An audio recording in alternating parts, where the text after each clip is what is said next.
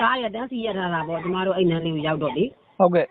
ကားရတန်းစီရထားတော့ကျမတို့ကားဆရာလည်းသူတန်းစီမယ်လို့တော့ ဟုတ်ကဲ့ ကားကိုကားရှေ့လာခဲ့နဲ့တင်းခေါ်တော့ကားသမားကြောက်တော့ရှေ့မောင်းတာပေါ့ ဟုတ်ကဲ့ ရှေ့မောင်းတဲ့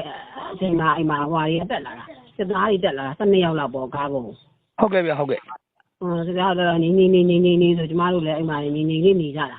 နေလေးနေပြီးတော့ရှေ့ဆက်ပြီးတော့မောင်းခိုင်းတာ ဟုတ်ကဲ့ဗျ ရှေ့ဆက်မောင်းနေပေါ့ ဟုတ်ကဲ့ အဲ့ဒီတပည့်တိုင်းနဲ့ဆိုတော့ကျမတို့အတင်းကို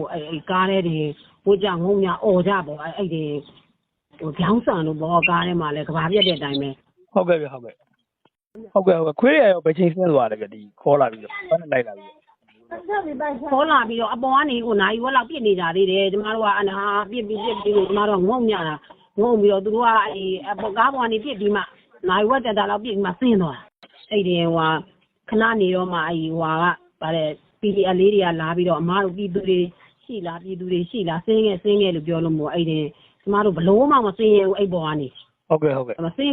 ရဘူးဒီကြောင်းမောင်းနေကြတယ်မဆင်းရတော့အဲ့သူကနေတွဲပြီးတော့အကုန်ချိပိုးပြီးချတာအောက်ကို ဟုတ်ကဲ့ဗျဟုတ်ကဲ့ အဲ့ချိပိုးချရင်းနဲ့အဲ့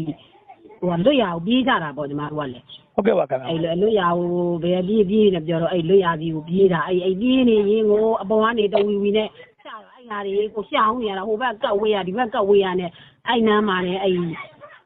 ထိတာပေါ့နော်အဲ့ကျမတို့နဲ့တူတူအဲ့ကလေးလေးနဲ့ပါလာတဲ့သားမိလေးပေါ့ ဟုတ်ကဲ့ဗျဟုတ်ကဲ့ အဲ့လောက်ပဲကျမတို့ကသိပြီးသွေးဦးသွေးနဲ့ကျမတို့လည်းလူတွေလည်းအဲ့လိုဟိုပါပေါ့ပူးထူကိုကလည်းနည်းနည်းပါးပါးဟိုဒဏ်ရာရတာတွေရောသွေးရထွက်တော့ကြောက်လန့်ပြီးတော့အဲ့ရှိပဲဟိုနဲ့သူဆက်လိုက်သွားတာပေါ့ ဟုတ်ကဲ့